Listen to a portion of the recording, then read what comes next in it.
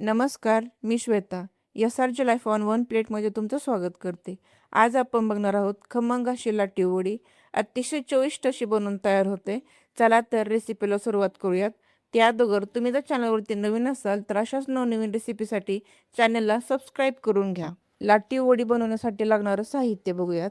एक नारळ छान फोडून तो खिसून घेतलेला आहे. आता 1 वाटी बेसन पीठ घेतलेलं आहे पीठ मळण्यासाठी. भरपूर असं लसूण म्हणजे 1 वाटी लसूण घेतलेला आहे. 1 वाटी कारलं घेतलेलं आहे. 2 चमच लाल तिखट घेतलेलं आहे. 1 चमच मीठ आणि 2 चमच तेल घेतलेलं आहे. चला तर रेसिपीला सुरुवात करूया. सर्वात आधी तर पीठ मळून घ्यायचं. त्यासाठी 1 वाटी बेसन पीठ घ्यायचं. त्यामध्ये चवीपुरतं मीठ टाकायचं म्हणजे अर्धा चमच मीठ, अर्धा चमच लाल तिखट आणि अर्धा चमच हळद टाकून घ्यायची. याच्यामुळे काय होतं ना, आपण ज्यावेळेस वड्या खातो त्यावेळेस पिठाला पण चटणी मिठाची छान चव लागते आणि वड्या पण छान चविष्ट होतात. थोडं थोडं पाणी टाकून पीठ मळून घ्यायचं. पीठ जरा घट्टच ठेवायचं, त्याच्यामुळे काय होतं वड्या लाटताना ते सोपं पडतं, त्याच्यामुळे घट्टच ठेवायचं. आता पीठ मळून झालं की त्याच्यामध्ये 1 चमच तेल टाकून घ्यायचं. ते पण छान मिक्स करून घ्यायचं आणि 10 मिनिटासाठी रेस्टवरती ठेवून द्यायचं. आता तोपर्यंत आपण सारण करून घेऊयात. कढई गरम करून त्यामध्ये 1 वाटी कारळे टाकून घ्यायचं. कारळे छान भाजून घ्यायचे. जोपर्यंत कारळे तडतड करत नाही तोपर्यंत भाजून घ्यायचे. एकदा तडतड करायला लागले म्हणजे आपले कारळे भाजून तयार आहेत. आता हे एका प्लेटमध्ये काढून ठेवायचे. कारळे छान थंड झाले की मग ते मिक्सरमध्ये बारीक करून घ्यायचे. आता इथे आपले कारळे थंड झालेले आहेत. आपण मिक्सरमध्ये बारीक करून घेऊयात. आता हे बारीक केलेले कारळे खोबऱ्याच्या खिसामध्ये टाकून घेऊयात. खोबऱ्याचा खिस ऑलरेडी बारीकच खिसून घेतलेला होता. आता याच्यामध्ये लसूण घ्यायचा. लसूण पण छान मिक्सरला वाटून घ्यायचा. आता वाटलेला लसूण तो पण त्या सारणामध्ये टाकून घ्यायचा. आता याच्यामध्ये लाल तिखट टाकायचं म्हणजे 2 चमच लाल तिखट टाकून घ्यायचं. चवीपुरतं मीठ म्हणजे 1 चमच मीठ टाकून घ्यायचं. हे सगळं मिक्स करून घ्यायचं. वरतून 2 चमच तेल टाकून घ्यायचं. तेल टाकल्यामुळे सारण एकजीव होतं आणि त्याला छान बाइंडिंग येते. इथे आता आपलं सारण बनवून तयार आहे. चला तर आता वडे लाटून घेऊयात. सर्वात आधी कणिक छान अशी एकजीव करून घ्यायची. 2-3 मिनटं छान चोळून घ्यायची. आता त्याचा एक छोटासा उंडा करून घ्यायचा. एकदम छोटा उंडा करून घ्यायचा. याचीच आपल्याला पातळ अशी पातेली लाटून घ्यायची. त्याच्यामुळे एकदम छोटासा उंडा करून घ्यायचा. आता या उंड्याला पीठ लावून घ्यायचं आणि त्याची पातळ अशी पातेली लाटून घ्यायची. पीठ थोडंच लावायचं, जास्त पीठ नाही लावायचं. मी आता सुरुवातीला थोडंसं लावलेलं आहे. पीठ जर का घट्ट मळलेलं असेल ना तर जास्त पिठाची पण गरज पडत नाही. असंच लाटून होतात. पण थोडंसं गरज पडतेच कारण की हे डाळीचं पीठ असतं ना थोडंसं चिकट असतं आणि ते चिकटतंच. त्यामुळे थोडं थोडं पीठ लावून लाटून घेऊ शकता. पण जास्त नाही लावायचं कारण की त्याच्यामुळे काय होतं वड्या खाताना पण अशा पिटाळ पिटाळ लागतात आणि त्या कलरला पण पांढऱ्या पडून जातात एकदम अशा. त्यामुळे जास्त नाही लावायचं. चला तर इथे आता आपली पाती बनवून तयार आहे. एकदम कमी मी पिठामध्ये लाटून घेतली. तुम्ही बघू शकता अगदी पळपूट भरून लाटून झालेले आहे. आता पातीमध्ये आपण सारण भरून घेऊयात.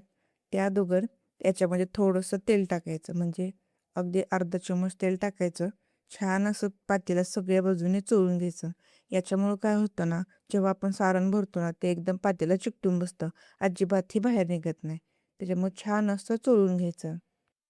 आता याच्यामध्ये भरपूर असं सारण टाकायचं आणि अगदी कडेपर्यंत गच्च असं भरून घ्यायचं.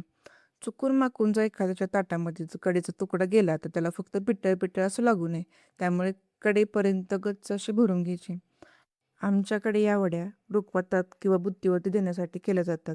तुमच्याकडे पण देतात का हे मला कमेंट करून नक्की सांगा. चला तर आपलं सारण भरून झालेलं आहे. आता वडी फोल्ड करून घ्यायची.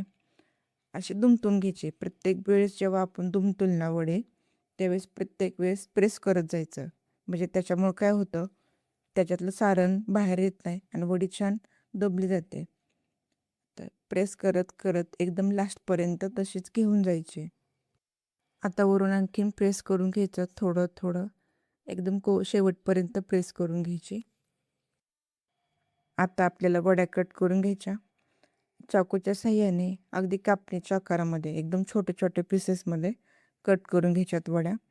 अशाच पद्धतीने सगळ्या वड्या कट करून घ्यायच्या आणि ह्या वड्या एकाच साईडला प्लेटमध्ये ठेवून द्यायच्या आणि याच पद्धतीने सगळ्या वड्या बनवून घ्यायच्या.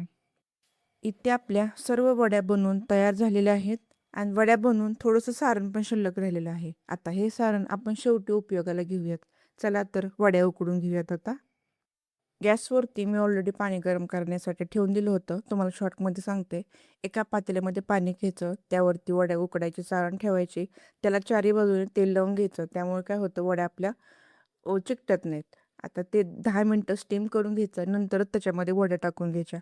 आता याच्यामध्ये एक एक करून वड्या टाकून घ्यायच्या.